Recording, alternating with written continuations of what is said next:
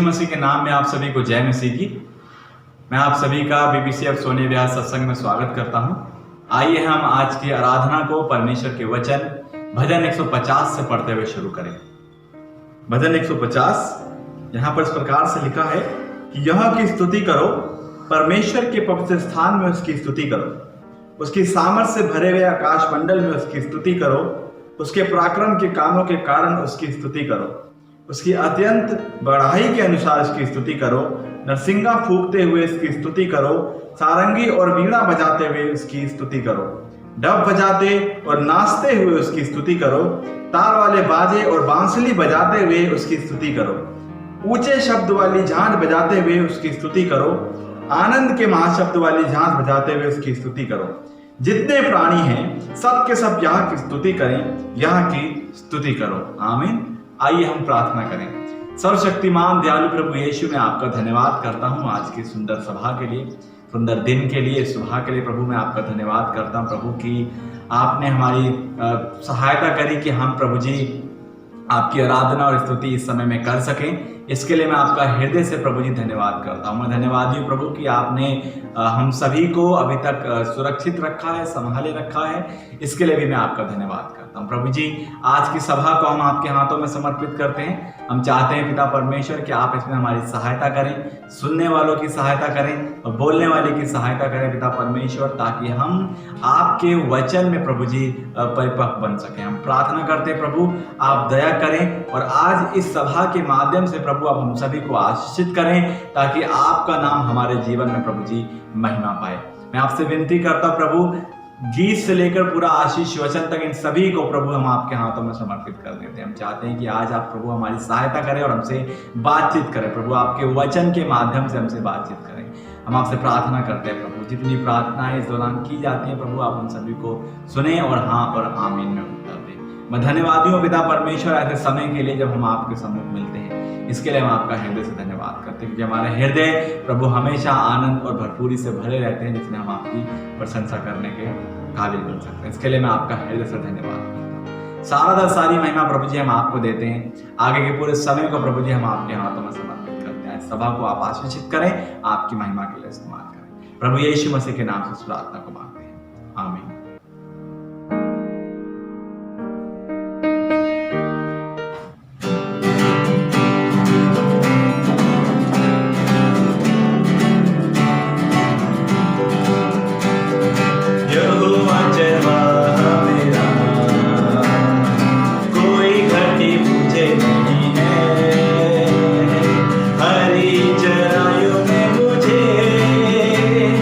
स्नेह से चढ़ा वो है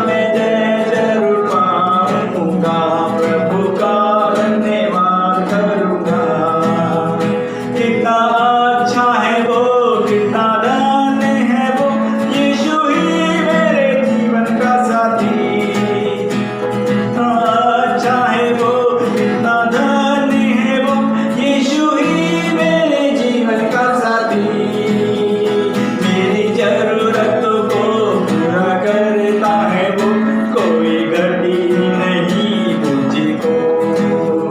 मेरी जरूरतों को पूरे करता है वो, कोई घटी नहीं मुझको। प्रभु का धन्यवाद करूंगा, उसकी संगति में सदा रहूंगा। साथ चलूंगा मैं जय जरूर पाऊंगा, साथ चलूंगा मैं जय जरूर पाऊंगा। प्रभु का धन्यवाद करूंगा।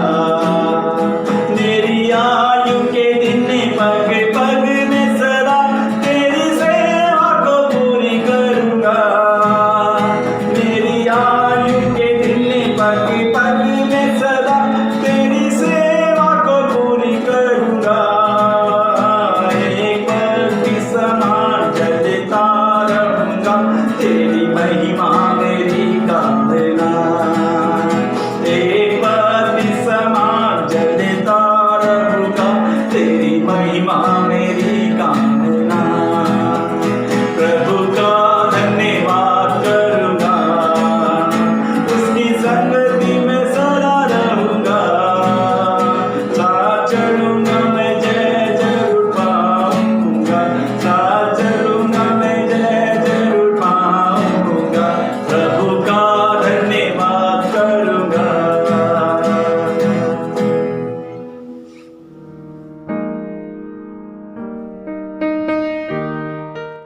आप सबको जय मसीह की। मेरा नाम सरोज है। आज मैं आपको बताना चाहती हूँ परमेश्वर ने मेरे जीवन को कैसे बदला। परमेश्वर ने मेरे जीवन को अद्भुत रीति से बदला है। जब मैं परमेश्वर में नहीं थी तो एक दिन मुझे एक बहन मिली जिन्होंने मुझे परमेश्वर के बारे में बताया। तो उस दिन मैं जान सकी कि परमेश्वर ने हमारे लिए क्या क्या किया है। परमेश्वर ने हमारे लिए अपनी जान दी क्रूस पर, और वो मारे गए, गाड़े गए, और तीसरे दिन वो जीवित उठे।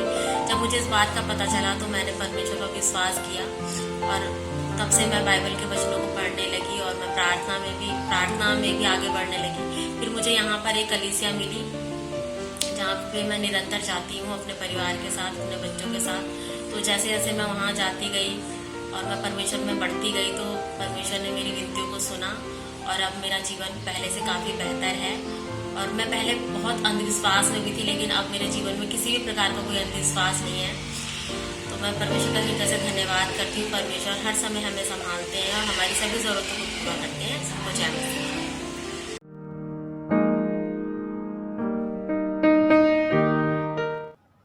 आप सभी को जय मसीह की। ये समय होगा कलीसियाई सूचनाओं का, और पहली सूचना इस प्रकार से है। प्रत्येक रविवार आराधना का समय सुबह 9 बजे से 10:30 बजे तक का होता है। आप हमारे साथ फेसबुक और यूट्यूब के माध्यम से जुड़ सकते हैं। हमारा फेसबुक और यूट्यूब अकाउंट है BBCF सोनिया विहार सत्संग दिल्ली। आप आराधना का वीडियो यहाँ से देख सकते हैं। और दूसरी सूचना इस प्रकार से है। प्रत्येक महीने के अंतिम शनिवार को हम उपवास और प्रार्थना करते हैं, और इस महीने की 27 तारीख को आप सभी अपना समय परमेश्वर के साथ उपवास और प्रार्थना में बिताएं। और तीसरी सूचना इस प्रकार से है। जैसा कि आप सभी जानते हैं कि हम प्रतिदिन नियमित रूप से परमेश्वर के वचन को पढ़ रहे हैं, और इस समय हम निर्गमन पर हैं, और हम इस व्यवस्था विवरण तक पढ़ेंगे। और चौथी सूचना इस प्रकार से है। आप हमें ऑनलाइन के माध्यम से परमेश्वर के लिए अपनी भेंट दे सकते हैं। नीचे स्क्रीन पर हमारे चर्च की बैंक डिटेल्स उपलब्ध हैं। आप इसके माध्यम से अपनी भेंट हमें अर्पण कर सकते हैं। धन्यवाद। आप सभी को जय मसीह।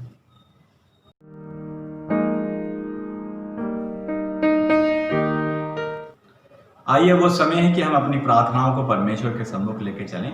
अपने हाथों को जोड़ेंगे और आंखों को बंद करेंगे और कहेंगे, हे जीवित परमेश्वर के पुत्र प्रभु यीशु मसीह, मुझ पापी पर दया करें। सर्वशक्तिमान परमेश्वर, मैं आपका हृदय से धन्यवाद करता हूं प्रभु, हम सभी लोगों के लिए, पूरी कलीसिया के लिए और देखने वाले वीडियोस पे जो लोग हैं उन सभी के लिए प्रभु, कि हम सभी को आपने अभी तक संभाले रखा। इस संकट के दिनों में, इस महामारी के दिनों में भी पिता परमेश्वर हम सभी को आपने सुरक्षित रखा है। इसके लिए हम आपका हृदय से धन्यवाद करते हैं। हम पिता परमेश्वर, हम धन्यवादी हैं कि आप स्वर्ग के सिंहासन पर विराजमान हैं, जो हमारी प्रार्थनाओं की ओर कान लगाते हैं, हमारी स्तुतियों की ओर कान लगाते हैं प्रभु। इसके लिए हम आपका हृदय से धन्यवाद करते हैं। पिता परमेश्वर, इस समय हम धन्यवाद करते हैं पिछली आराधना सभा के लिए प्रभु जी, जो फेसबुक और वीडियो और यूट्यूब के माध्यम से हम कर पाए। इसके लिए हम आपका हृदय से धन्यवाद करते हैं पिता परमेश्वर, कि आपने हमें ऐसे लोग दिए हैं, ऐसे रिसोर्सेज दिए हैं पिता परमेश्वर जिसके माध्यम से प्रभु जी हम आपकी स्तुति और आपकी महिमा करने के लायक बन पाए हैं। इसके लिए हम आपका हृदय से धन्यवाद करते हैं। धन्यवाद है पिता परमेश्वर की इस पिछली वीडियोस के माध्यम से प्रभु आपको महिमा मिली, इसके लिए हम आपका हृदय से धन्यवाद करते हैं। हमारे केयर ग्रुप्स के लिए भी हम पिता परमेश्वर आपका धन्यवाद करते हैं कि जो हम जूम ऑनलाइन के माध्यम से चला पाते हैं, इसके लिए भी हम आपका हृदय से धन्यवाद करते हैं। पिता परमेश्वर हम धन्यवाद करते हैं हमारे कलेसिया के प्रोटेक्शंस के लिए पिता परमेश्वर, यहाँ के सदस्यों के स्वास्थ्य के लिए पिता परमेश्वर हम धन्यवाद करते हैं कि आपने इन सभी को पिता परमेश्वर इस महामारी से बचाए रखा है। इसके लिए हम आपका हृदय से धन्यवाद करते हैं कि आपने अपनी कलेसिया के तमाम सदस्यों को प्रभु सुरक्षित रखा, इसके लिए हम धन्यवाद करते हैं। प्रभु हम खास और धन्यवादी हैं हमारे देश के उन अफसरों के लिए, उन डॉक्टर्स के लिए पिता परमेश्वर, नर्सों के लिए पिता परमेश्वर, उन अधिकारियों के लिए जो इस महामारी के संकट के दिनों में पिता परमेश्वर लोगों के बीच में कार्य कर रहे हैं। इनके लिए हम आपका हृदय से धन्यवाद करते हैं पिता परमेश्वर कि ये अपनी चिंता ना करते हुए पिता परमेश्वर परंतु दूसरों की सहायता करने के लिए आगे आ रहे हैं। इसके लिए हम आपका हृदय से धन्यवाद करते हैं प्रभु कि आपने ऐसे लोगों को कलेसियाओं में भी दिया है पिता परमेश्वर, इसके लिए हम आपका धन्यवाद करते हैं। हम धन्यवादी हैं BBCF सोनिया विहार सत्संग की टास्क फोर्स टीम के लिए, धन्यवादी हैं पिता परमेश्वर की लॉकडाउन के दौरान, इस महामारी के दौरान जबकि वो बहुत से लोगों की सहायता कर रही हैं फूड एड के माध्यम से प्रभु, इसके लिए भी हम आपका हृदय से धन्यवाद करते हैं पिता परमेश्वर। और धन्यवादी हैं हम तमाम भाइयों के लिए पिता परमेश्वर जो इसमें सहायता को कर रहे हैं, धन्यवाद करते हैं प्रभु की हम सभी को आपने सुरक्षित रखा है और आपने हम सभी को ऐसे लोगों से मिला है जो सचमुच पिता परमेश्वर जरूरतमंद थे और हम उनकी सहायता कर पाए, इसके लिए हम आपका हृदय से धन्यवाद करते हैं पिता परमेश्वर। हम धन्यवादी हैं हम भाई प्रतीक के जीवन के लिए पिता परमेश्वर, धन्यवादी हैं कि आपने उसे संभाले रखा है, उसकी नौकरी में भी, उसके घर में भी प्रभु जी, इसके लिए हम आपका हृदय से धन्यवाद करते हैं। धन्यवाद करते हैं बहन पूजा के लिए, धन्यवाद करते हैं उसकी पूरी फैमिली के लिए, धन्यवाद करते हैं कि वो यहाँ से सही सलामत अपने गांव पहुँच पाए, इसके लिए हम प्रभु जी आपका धन्यवाद करते हैं। धन्यवादी हैं बहन नीतू के लिए पिता परमेश्वर कि आपने उसे सही सलामत उसके गांव तक पहुंचाया, जबकि काफ़ी हादसा बीच में हो गया था पिता परमेश्वर, लेकिन हम धन्यवाद करते हैं प्रभु जी कि आपने उसकी सहायता करी, मदद करी प्रभु जी, आपने सुरक्षित उसको उसके घर तक, गांव तक पहुंचाया, इसके लिए मैं आपका हृदय से धन्यवाद करता हूँ। धन्यवादी हैं पिता परमेश्वर जबकि इनके जीवन में आपने बहन नीतू के और उनके पति के जीवन में आपने एक नया वर्ष जोड़ा है पिता परमेश्वर, जबकि उनकी सालगिरह थी प्रभु जी, हम इसके लिए आपका धन्यवाद करते हैं कि आपने उन्हें अभी तक संभाले रखा और उनके जीवन के लिए हम आशीष को मांगते हैं प्रभु। हम चाहते हैं कि आने वाले जीवन जो दिन है पिता परमेश्वर वो सभी आपके भय में बिताने वाले बन सकें, आशीषमय हो और आपकी महिमा उनके जीवन से होने वाली हो सके। मैं प्रार्थना करता हूँ प्रभु आप दया करें, अनुग्रह करें। इस समय पिता परमेश्वर हम हमारी प्रार्थनाओं को आपके सम्मुख लेकर आते हैं। हम प्रार्थना करते हैं बहन संगीता के लिए, उसके जीवन के लिए, जबकि वो गांव में है प्रभु, हम आपसे प्रार्थना करते हैं आप उस पर दया करें, जबकि जो आशीष आप उन्हें देने जा रहे हैं प्रभु, हम चाहते हैं कि आप उन्हें सुरक्षित रखें, तमाम बीमारियों से उसे बचा के रखें, उसके वो स्वस्थ हो और आपके नाम की प्रशंसा इस माध्यम से करने वाली बन सके। प्रार्थना करते हैं भाई संतोष के जीवन के लिए प्रभु, धन्यवादी हैं उनकी विश्वास योग्यता के लिए। प्रार्थना करते हैं जबकि वो अपने घर का कार्य चाहते हैं कि ये शुरू हो सके, तो हम आपसे विनती करते हैं प्रभु आप दया करें, जो भी ज़रूरतें हैं उन्हें पूरी करने में उनकी आप सहायता करें। प्रार्थना करते हैं भाई झल्लर के लिए पिता परमेश्वर, जिनकी किडनी प्रभु जी खराब हो गई हैं दोनों, और जबकि ऑपरेशन वो डॉक्टर करना चाहते हैं, तो हम प्रार्थना करते हैं आप दया करें ताकि सब कुछ सही सलामती से हो सके। उन डॉक्टर्स को भी पिता परमेश्वर आप बुद्धि दें ताकि प्रभु जी उनका इलाज, उनका ऑपरेशन सही से कर सकें, ताकि वो स्वस्थ हों, स्वस्थ होकर आपकी महिमा कर सकें।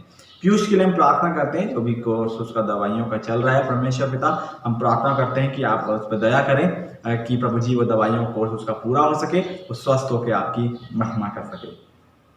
प्रार्थना करते हैं बहन नीतू के लिए, जबकि उनके पैरों में दर्द है पिता परमेश्वर, शरीर में दर्द है, तो हम चाहते हैं प्रभु आप उन्हें छुएं और चंगाई दें। प्रार्थना करते हैं पिता परमेश्वर भाई अश्वनी के लिए, प्रार्थना करते हैं उनके पूरे परिवार के लिए प्रभु, जो कार्य वो चाहते हैं पिता परमेश्वर आप उनकी सहायता करें कि आपकी अधीनता में, आपकी अगुवाई में वो पूरा हो सके और इस माध्यम से वो आपकी महिमा कर सके। प्रार्थना करते हैं, जबकि आज फादर्स डे है पिता परमेश्वर, इसके लिए हम धन्यवादी हैं। और प्रभु जी हम प्रार्थना करते हैं कि आप सहायता और मदद करें, हमारे जितने भी पिता हैं पिता परमेश्वर इस पृथ्वी पर, आप उनकी सहायता करें, उन्हें समझ और बुद्धि दें ताकि अपने घर का पालन पोषण वो करने वाले बन सकें। प्रार्थना करते हैं प्रभु जी इस समय में संसार के लिए, जबकि कोरोना वायरस से प्रभु जी हमारा संसार जूझ रहा है। हम प्रार्थना करते हैं प्रभु होने दें कि आप हमें इसमें पिता परमेश्वर लोगों को संभालें, इन पर दया करें, ताकि काफ़ी लोग इससे संक्रमित हो रहे हैं पिता परमेश्वर। हम प्रार्थना करते हैं प्रभु आप इस महामारी को रोकें और हमारे देश पर, संसार पर दया करें। प्रार्थना करते हैं पिता परमेश्वर कि आप हमें ऐसे लोगों से मिलवाएं जो सचमुच जरूरतमंद हैं, ताकि हम उनकी सहायता कर सकें। आपके नाम से हम विनती करते हैं प्रभु आप दया करें, अनुग्रह करें। प्रार्थना करते हैं हमारे चर्च के लोगों के लिए प्रभु जिनके पास नौकरियां नहीं हैं। हम प्रार्थना करते हैं प्रभु आप दया करें, ताकि प्रभु जी उनको अच्छी नौकरी मिल सके, जिससे वो अपने घर का पालन पोषण कर सके। इन सभी को पिता परमेश्वर मैं आपके हाथों में समर्पित कर देता हूँ। और मैं प्रार्थना करता हूँ कि प्रभु जी हमारे बच्चों के लिए, हमारे जवानों के लिए जो एग्ज़ाम्स दे रहे हैं प्रभु, हम प्रार्थना करते हैं कि वो इसमें सफल हो सकें और अच्छे से एग्ज़ाम लिख सकें, जिससे आपके नाम की महिमा हो सके। प्रार्थना करते हैं पिता परमेश्वर, सब कुछ आपके हाथों में समर्पित करते हैं और धन्यवाद करते हैं कि हमारी प्रार्थनाओं को आपने सुना, हाँ और आमीन में उत्तर दिया। इसके लिए हम आपका हृदय से धन्यवाद करते हैं। सारा आदर सारी महिमा हम आपको देते हैं। विनती प्रार्थना हमारे उद्धारकर्ता मुक्तिदाता प्रभु यीशु मसीह के नाम से मांगते हैं, आमीन।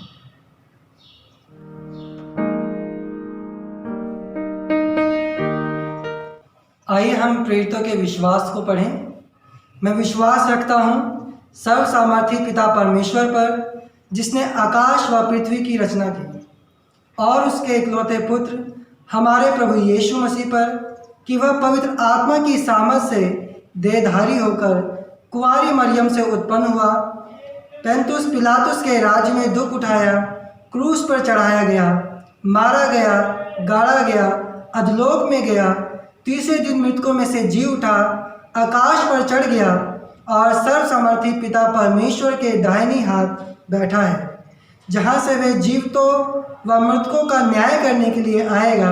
मैं विश्वास रखता हूँ पवित्र आत्मा पर, विश्वासियों की मंडली पर, संतों की संगति पर, पापों की क्षमा, देह के जी उठने और अनंत जीवन पर, आमीन।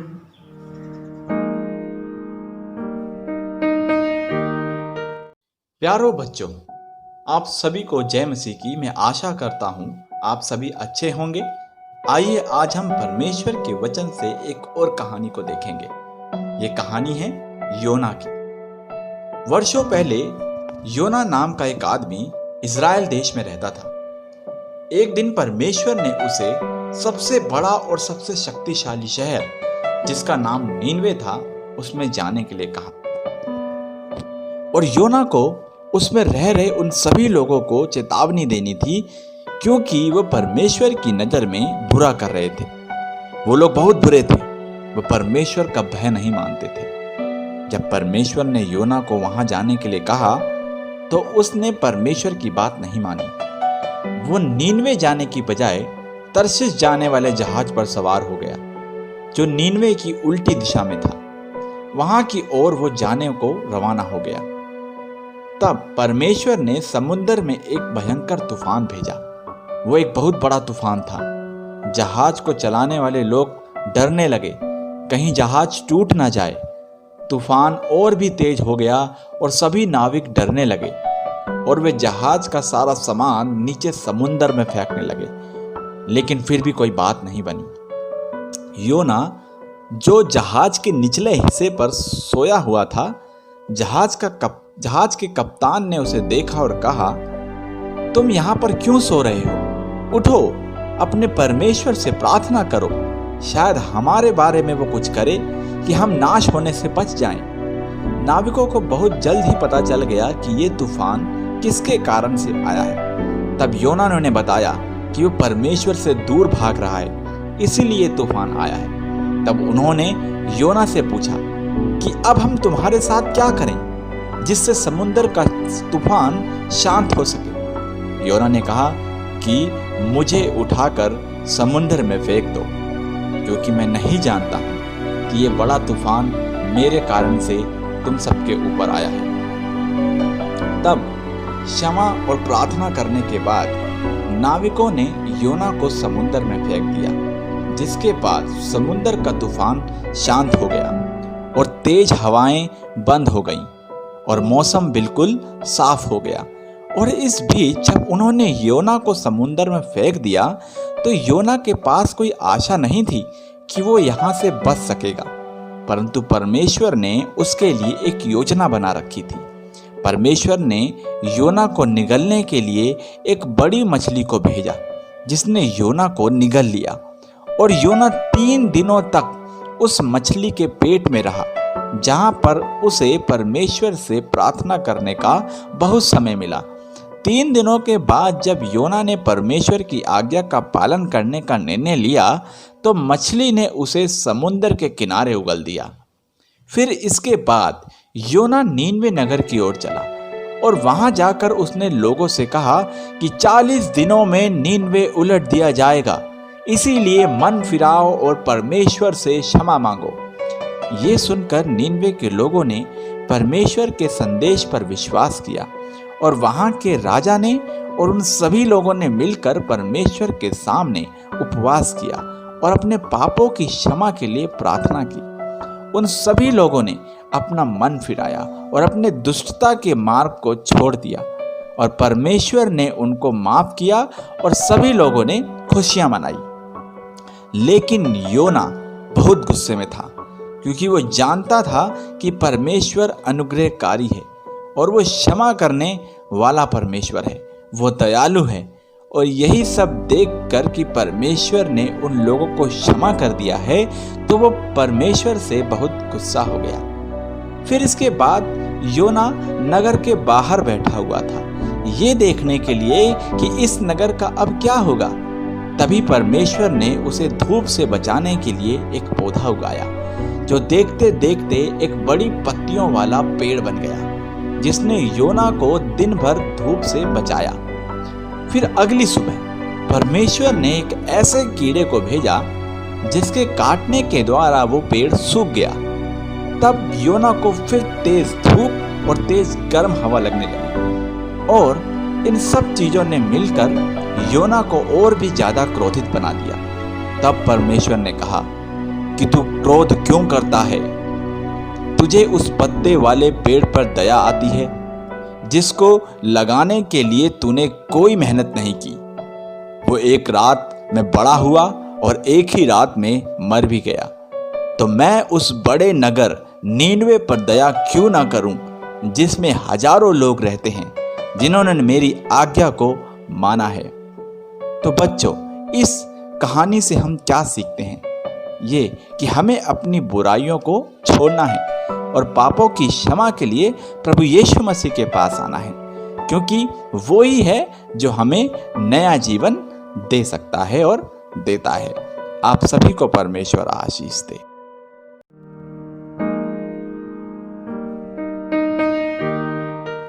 ये समय होगा कि हम परमेश्वर के वचन की ओर चले और हम सब अपनी बाइबल से निकालेंगे वचन संहिता 23। ये परमेश्वर का वचन है और परमेश्वर के वचन में इस प्रकार से लिखा है, यहोवा मेरा चरवाहा है, मुझे कुछ घटी ना होगी। वह मुझे हरी हरी चराइयों में बैठाता है, वह मुझे सुखदायी जल के झरने के पास ले चलता है। वह मेरे जी में जी ले आता है। धर्म के मार्गों में वह अपने नाम के निमित्त मेरी अगुवाई करता है। चाहे मैं घोर अंधकार से भरी हुई तराई में होकर चलूं तो भी हानि से ना डरूंगा, क्योंकि तू मेरे साथ रहता है। तेरे सोटे और लाठी से मुझे शांति मिलती है। तू मेरे सताने वालों के सामने मेरे लिए मेज बिछाता है। तूने मेरे सिर पर तेल मला है, मेरा कटोरा उमड़ रहा है। निश्चय भलाई और करुणा जीवन भर मेरे साथ साथ बनी रहेगी और मैं यहोवा के धाम में सर्वदा वास करूंगा। आइए अपनी आंखों को बंद करें, अपने सिरों को झुकाएं और परमेश्वर से प्रार्थना करें। पिताजी, हम आपके सम्मुख आते हैं और परमेश्वर, हम आपके नाम की स्तुति करते हैं और प्रार्थना करते हैं विशेषकर इस समय के लिए प्रभु, जबकि हम सब आपके वचन से सुनते हैं, सीखते हैं। परमेश्वर प्रभु, आप हमें से प्रत्येक के संग साथ हो, आप हमारी मदद करें, हमारी सहायता करें प्रभु, ताकि हम आपके वचन को ध्यानपूर्वक सुन सके प्रभु। और हम प्रार्थना करते हैं परमेश्वर कि आपके इस वचन को हम अपने हृदय में बसाने वाले हो सके। प्रभु आप हमारी मदद करें, हमारी सहायता करें परमेश्वर। प्रभु हमारा ध्यान संसारिक बातों से हटाकर आप अपने वचन की ओर लगाएं परमेश्वर। हम आपसे विनती और प्रार्थना करते हैं। धन्यवाद के साथ प्रार्थना विनती प्रभु यीशु मसीह के नाम से मांगते हैं, आमीन। प्रियो, ये जो भजन है ये राजा दाऊद द्वारा लिखा गया है, और जब हम इस भजन को पढ़ते हैं तो हमें ऐसा प्रतीत होता है कि दाऊद ने यह भजन अपने जीवन के अंतिम समय में लिखा, क्योंकि वह इसमें परमेश्वर के विषय में अपने व्यक्तिगत अनुभव को व्यक्त करता है। वह परमेश्वर को भेड़ों के एक उत्तम चरवाहे के रूप में देखता है जो दाऊद की भली भांति देखभाल करता है। वह हमें इस भजन के द्वारा से बताना चाहता है कि परमेश्वर भला और करुणामयी है, और इसके साथ साथ वह हमें अनुभव के द्वार से उत्साहित करता है कि हम उसके समान परमेश्वर पर आश्रित रहें और अपने जीवन में परमेश्वर का अनुभव करें।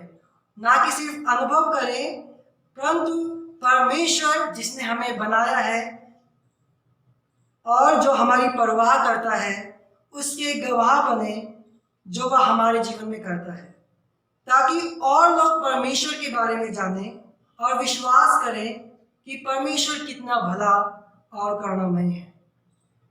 तो जो आज का हमारे संदेश का शीर्षक है वो है यहोवा मेरा चरवाहा है।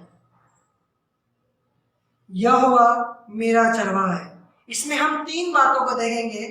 पहली बात, वह हमारी आवश्यकताओं की पूर्ति करता है, जिसे हम पद 1 से पद 3 तक देखेंगे। दूसरी बात, वह हमारी अगुवाई करता है और हमारे साथ रहता है, 3 से 4 पद। तीसरी बात, वह भला है और हम पर अपनी करुणा बनाए रखता है। तो हम इन 3 बातों को देखेंगे। तो आइए हम एक एक करके इन तीनों बातों को देखते हैं। सबसे पहली बात, वह हमारी आवश्यकताओं की पूर्ति करता है। जब हम पद 1 को पढ़ते हैं, वहां पर लिखा है यहोवा मेरा चरवाहा है, मुझे कुछ घटी ना होगी। यह हम देखते हैं कि दाऊद स्वयं को एक भेड़ के रूप में देखता है, जिसका उसके चरवाहे के साथ एक गहरा संबंध है, एक ऐसा संबंध जो बहुत ही गहरा और अटूट है। परमेश्वर दाऊद का व्यक्तिगत चरवाहा है, जो अपनी भेड़ को बेहतर रूप से जानता है, और उसी तरीके से भेड़ भी अपने चरवाहे को जानती है। प्रियो, परमेश्वर मेरा और आपका व्यक्तिगत चरवाहा है, ठीक उसी प्रकार से जिस प्रकार से वह दाऊद का चरवाहा था। और चरवाहे की इस छवि को हम प्रभु यीशु मसीह में पाते हैं। यदि हम यूहन्ना रचित सुसमाचार उसका 10 अध्याय देखें और उसके 2 पद को पढ़ें, वहां पर लिखा है, परंतु जो द्वार से भीतर प्रवेश करता है वह भेड़ों का चरवाहा है। उसके लिए द्वार पर द्वार खोल देता है और भेड़ें उसका शब्द सुनती है, और वह अपनी भेड़ों को नाम लेकर बुलाता है और बाहर ले जाता है। सो प्रियो, प्रभु यीशु मसीह जो हमारा चरवाहा है, वह हम में से हर एक को व्यक्तिगत तौर से जानता है, और वह हमें नाम ले लेकर बुलाता है। परमेश्वर हम में से प्रत्येक का व्यक्तिगत चरवाहा बनने में रुचि रखता है। वह हमारे साथ व्यक्तिगत संबंध बनाने में दिलचस्पी रखता है। पर क्या हम उसकी भेड़ बनना चाहते हैं, जो अपने चरवाहे के पीछे पीछे चलती है और उसका शब्द पहचानती है? जैसा कि यूहन्ना 10 अध्याय उसके 4 और 5 पद में लिखा है, जब वह अपनी सब भेड़ों को बाहर निकाल चुकता है तो उनके आगे आगे चलता है और भेड़ें उसके पीछे पीछे हो लेती है, क्योंकि वे उसका शब्द पहचानती है। वे पराये के पीछे नहीं जाएंगी, परंतु उससे भागेंगी, क्योंकि वे परायों का शब्द नहीं पहचानती। सो प्रियो, जबकि परमेश्वर हमारा चरवाहा है तो वह हमारी आवश्यकताओं की पूर्ति करता है, वह हमारे लिए प्रयोजन करता है और हमें कुछ भी घटी होने नहीं देता। जैसा कि पद 1 और 2 में लिखा है, यहोवा मेरे चरवाहा है, मुझे कुछ घटी ना होगी। वह मुझे हरी हरी चराइयों में बैठाता है, वह मुझे सुखदायी जल के झरने के पास ले चलता है, वह मेरे जी में जी ले आता है। प्रियो, परमेश्वर हमारे लिए उत्तम से उत्तम चीज़ों का प्रयोजन करता है और हमें कुछ भी घटी नहीं होने देता। वह हमारी आवश्यकताओं की पूर्ति करता है। भजन 34 का 10 पद में लिखा है, जवान सिंहों को तो घटी होती है और वे भूखे भी रह जाते हैं, परंतु यहोवा के खोजियों को किसी भली वस्तु की घटी ना होगी। प्रियो, जब परमेश्वर ने अपनी प्रजा इस्राएल को मिस्र की गुलामी से आज़ाद किया तो वो 40 वर्ष जंगल में रहे और परमेश्वर ने उन्हें 40 वर्ष तक मन्ना खिलाया। उन्होंने कोई भोजन के लिए परिश्रम नहीं किया, बल्कि खुद परमेश्वर ने उन्हें भोजन दिया, उन्हें खाने को दिया। इसी प्रकार से जब हम नए नियम में देखते हैं तो प्रभु यीशु मसीह ने केवल 5 रोटी और 2 मछली से 5000 से अधिक लोगों को भोजन कराया। सो प्रियो, इसलिए हमें चिंता करने की कोई ज़रूरत नहीं है, क्योंकि परमेश्वर हमारे मांगने से पहले जानता है कि हमारी क्या आवश्यकता है। जैसा कि मत्ती उसके 6 अध्याय 8 पद में लिखा है, क्योंकि तुम्हारा पिता तुम्हारे मांगने से पहले ही जानता है कि तुम्हारी क्या क्या आवश्यकताएं हैं, और जब वह हमारी आवश्यकताओं को पूरा करता है तब हम संतुष्ट हो जाते हैं और हमारे जी में जी आ जाता है। यदि मैं आपको समझाऊं तो अगर हम कल्पना करें कि हमने 2-3 दिन से कुछ नहीं खाया तो हम कैसा महसूस करते हैं? हम अपने शरीर में कमज़ोरी महसूस करने लगते हैं। हम ऐसा महसूस करने लगते हैं कि अब हमारे अंदर कुछ भी ताकत नहीं बची है। परंतु जब कोई हमें कुछ खाने को देता है तो हम उसे खाकर हमारे अंदर ताकत आती है, हमारी जान में जान आती है और हम उसे खाकर संतुष्ट हो जाते हैं। सो प्रियो, हमें अपनी कमी घटी में परमेश्वर को पुकारने की ज़रूरत है, क्योंकि वह ही है जो हमारे लिए प्रबंध करता है और वह हमारी शारीरिक ही नहीं परंतु आत्मिक आवश्यकताओं की भी पूर्ति करता है। परमेश्वर का वचन कहता है कि हम सब पापी हैं और परमेश्वर के दंड के योग्य हैं, इसलिए हमें अपने पापों के दंड से बचाए जाने की ज़रूरत है, हमें क्षमा की ज़रूरत है। इसलिए परमेश्वर ने हमें बचाने के लिए अपने पुत्र को इस संसार में भेजा। जैसा कि रोमियो उसका 8 अध्याय उसके 32 पद में लिखा है कि जिसने अपने निज पुत्र को भी ना रख छोड़ा परंतु उसे हम सब के लिए दे दिया, वह उसके साथ हमें और सब कुछ क्यों न देगा।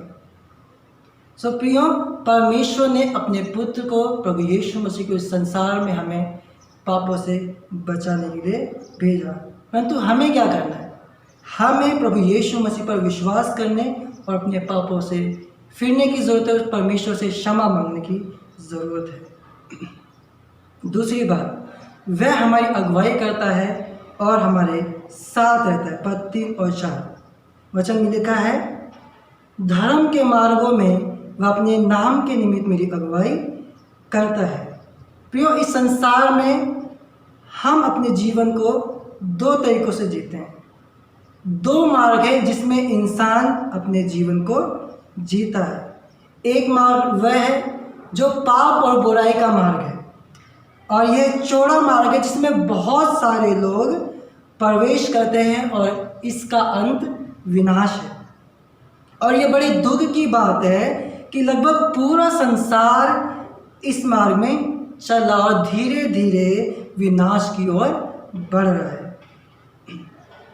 परंतु एक और मार्ग है जो बहुत ही कष्टदायी है और बहुत सकरा है, परंतु यदि हम इस मार्ग में चले तो हम अनंत जीवन को प्राप्त करेंगे। जो परमेश्वर हमें देता है, और यह मार्ग ही धार्मिकता का मार्ग है। यह मार्ग ही परमेश्वर का मार्ग है, जिसमें हम अपने पापों से पश्चाताप कर और प्रभु यीशु मसीह पर विश्वास करके चलते हैं। और जब हम इस मार्ग में चलते हैं तो परमेश्वर हमारी अगुवाई करता है और हमारी सहायता करता है, ताकि हम किसी और मार्ग की ओर ना होले, बल्कि परमेश्वर के इस मार्ग में बने रह सके। और वह अपनी भेड़ों के आगे आगे चलता है और उसकी भेड़ें उसके पीछे पीछे चलती हैं। वह हमें बुरे मार्ग से बचाता है। और आगे परमेश्वर का वचन कहता है, चाहे मैं घोर अंधकार से भरी हुई तराई में होकर चलूं तो भी हानि से ना डरूंगा, क्योंकि तू मेरे साथ रहता है। तेरे सोंटे और लाठी से मुझे शांति मिलती है। फिर जब हम परमेश्वर के मार्ग में चलते हैं तो कई बार हमें अंधकार से भरी हुई तराई में से होकर गुजरना पड़ता है। तो ये अंधकार से भरी हुई तराई क्या है? फिर कई बार हमारे जीवन में दुख आते हैं, कलेश आते हैं, परेशानियां आती हैं, समस्याएं आती हैं, संकट आते हैं, और यही है जिन्हें दाऊद अंधकार से भरी हुई तराई के रूप में देखता है। सो प्रियो, जब हम अपने जीवन में अंधकार से भरी हुई तराई से होकर गुजरते हैं तो हमें डरने की ज़रूरत नहीं है, क्योंकि परमेश्वर हमारे साथ है। वो हमारी परेशानियों में हमें छोड़ नहीं देता, बल्कि वो हमारे साथ रहता है। जैसा कि परमेश्वर का वचन कहता है, चाहे मैं घोर अंधकार से भरी हुई तराई में होकर चलूं तो भी हानि से न डरूंगा, क्योंकि तू मेरे साथ रहता है। परमेश्वर हमारे साथ रहता है। प्रियो, मैं आपको बताना चाहता हूं कि मसीह जीवन कोई ऐशो आराम का जीवन नहीं है, कोई सुखी जीवन नहीं है, बल्कि एक ऐसा जीवन है जिसमें हमें दुख और सताव का सामना करना पड़ता है। जैसा कि दाऊद ने भी अपने जीवन में दुख और सताव सहे, परंतु इसके बावजूद भी वह परमेश्वर में स्थिर रहा। क्यों स्थिर रहा? क्योंकि परमेश्वर उसके साथ था और परमेश्वर ने उसे उसके शत्रुओं से बचाया था। फिर वो आगे कहता है, तेरे सोंटे और लाठी से मुझे शांति मिलती है। इसका क्या तात्पर्य है? इसका ये अर्थ है कि जब हम परमेश्वर के मार्ग में चलते हैं तो कई बार हम परमेश्वर के मार्ग से फिरकर गलत मार्ग की ओर जाने लगते हैं। तो परमेश्वर हमें ताड़ना के द्वारा से फिर से सही मार्ग में लाता है, और वह ऐसा क्रोध में आकर नहीं करता, बल्कि वो इसलिए करता है क्योंकि परमेश्वर मुझसे और आपसे प्यार करता है। जैसा कि नीति वचन उसका 3 अध्याय 11 और 12 पद में लिखा है, हे मेरे पुत्र, यहोवा की शिक्षा से मुंह ना मोड़ना, और जब वह तुझे डांटे तब तू बुरा ना मानना, क्योंकि यहोवा जिससे प्रेम रखता है उसको डांटता है, जैसे कि बाप उस बेटे को जिससे वह अधिक चाहता है। और ठीक उसी प्रकार से परमेश्वर भी हमारे साथ करता है। जिस प्रकार से एक चरवाहा अपनी उस भेड़ को जो गलत दिशा की ओर जाने लगती है, अपनी छड़ी से उसको सही दिशा की ओर लाता है, उसी प्रकार से परमेश्वर भी हमारे साथ करता है। वो हमें सही मार्ग में लेकर आता है। सो प्रियो, हमारे जीवन में दुख सताव आएंगे, परेशानियां आएंगी, संकट आएंगे, परंतु हमें चिंता करने की ज़रूरत नहीं है, क्योंकि परमेश्वर हमारे साथ रहता है। वह हमारी सहायता करता है और हमें बचाता है। तीसरी और अंतिम बात, वह भला है और हम पर अपनी करुणा बनाए रखता है। पद 5 और 6। सो प्रियो, परमेश्वर भला है और वह हम पर अपनी करुणा बनाए रखता है, ठीक उसी प्रकार से जिस प्रकार से परमेश्वर ने दाऊद पर अपनी दया और करुणा बनाए रखी। कैसे हम कह सकते कि परमेश्वर ने दाऊद पर अपनी दया और करुणा बनाए रखी? पद 5 में लिखा है कि तू मेरे सताने वालों के सामने मेरे लिए मेज बिछाता है, तूने मेरे सिर पर तेल मला है और मेरा कटोरा उमड़ रहा है। फिर हम जानते हैं कि दाऊद के कई शत्रु थे जो उसे नष्ट करना चाहते थे, जो हमेशा इस ताक में रहते थे कि कब दाऊद को पाए और उसको घात करें। लेकिन प्रियो, परमेश्वर ने उसके शत्रुओं से उसे बचाया और उसके शत्रुओं के सामने उसको ऊंचा उठाया और उन्हें नीचे किया जो उसे सताते थे। इस प्रकार परमेश्वर ने दाऊद के साथ भलाई की और अपनी करुणा उस पर बनाए रखी। और प्रियो, दाऊद परमेश्वर की इस भलाई के कारण बहुत आनंदित और मगन, वो कहता है कि तूने मेरे सिर पर तेल मला है, मेरा कटोरा उमड़ रहा है। प्रियो, अंत में दाऊद कहता है 6 पद में, निश्चय भलाई और करुणा मेरे साथ साथ बनी रहेगी और मैं यहोवा के धाम में सर्वदा वास करूँगा। प्रियो, परमेश्वर अपनी भलाई और करुणा सदा हम पर बनाए रखता है। वह हम पर से अपनी दया और करुणा हटाता नहीं है। हमारे जीवन में ऐसे कठिन समय आते हैं जब हम सोचते हैं कि कौन हमें भलाई दिखाएगा, कौन हमारी सहायता करेगा। प्रियो, परमेश्वर ही है जो हम पर अपनी करुणा करता है, जो हमें भलाई दिखाता है। परमेश्वर का वचन कहता है कि यहोवा भला है और उसकी करुणा सदा की है। इसलिए प्रियो, हमें हर एक परिस्थिति में परमेश्वर की ओर निहारना है और उस पर अपने भरोसे को बनाए रखना है, क्योंकि वही है जो हम पर करुणा करता है और हमें भलाई दिखाता है। प्रियो, जबकि हमने सीखा कि परमेश्वर जो हमारा चरवाहा है, जो हमारी आवश्यकताओं की पूर्ति करता है, जो हमारी अगुवाई करता है और हमारे जीवन की कठिन परिस्थितियों में हमारे साथ साथ रहता है और वह हम पर अपनी भलाई और करुणा बनाए रखता है, तो हमें अपने चरवाहे की अधीनता में रहना है। हमें उस पर पूर्ण रूप से अपने भरोसे को बनाए रखना है। और यीशु जो हमारा चरवाहा है, वह सदैव हमारे साथ साथ रहता है और हमारी सहायता करता है ताकि हम उसमें बने रहें। सो प्रियो, सवाल ये है कि जबकि यीशु हमारा चरवाहा है, जिसने मेरे और आपके लिए क्रूस अपना प्राण दिया है, क्या हम अपने चरवाहे को पहचानते हैं कि नहीं? और क्या हम अपने चरवाहे के पीछे चलते हैं कि नहीं? क्या हम उसकी सुनते हैं या नहीं? क्या हम हर एक परिस्थिति में उस पर अपने भरोसे को बनाए रखते हैं कि नहीं? प्रियो, हमें खुद को जानने की ज़रूरत है। हमें अपने चरवाहे को पहचानने की ज़रूरत है, उस पर अपने भरोसे को बनाए रखने की ज़रूरत है। परमेश्वर आप सभी को आशीष दे। आइए हम प्रार्थना करें। अनुग्रहकारी देव पिता, हम धन्यवाद देते हैं परमेश्वर आज के इस वचन के लिए और प्रार्थना करते हैं परमेश्वर कि आप हम पर दया करें, हम पर अनुग्रह करें। परमेश्वर प्रभु होने दे कि हम आपके इस प्रेम में भर सके। प्रभु, हम आपको और बेहतर रूप से जान सके परमेश्वर, और जो कुछ भी हमने आपके वचन से सीखा है प्रभु, उसे हमारे जीवन में अमल करने में आप हमारी सहायता करें, मदद करें। प्रभु, धन्यवाद परमेश्वर कि आपने मेरी प्रार्थनाओं को सुना। प्रार्थना विनती अपने उद्धार करता, मुक्तिदाता प्रभु यीशु मसीह के नाम से मांगते हैं, आमीन। आइए हम आशीष वचन की ओर चलें। अब जो तुम्हें ठोकर खाने से बचा सकता है और अपनी महिमा की भरपूरी के सामने मगन और निर्दोष करके खड़ा कर सकता है, उस एकमात्र परमेश्वर हमारे उद्धारकर्ता की महिमा और गौरव और पराक्रम और अधिकार हमारे प्रभु यीशु मसीह के द्वारा जैसा सनातन काल से है, अब भी हो और जुगानुजुग होता रहे, आमीन। आप सभी को जय मसीह की। परमेश्वर आप सभी को आशीष दे और सदैव आपकी सहायता करे।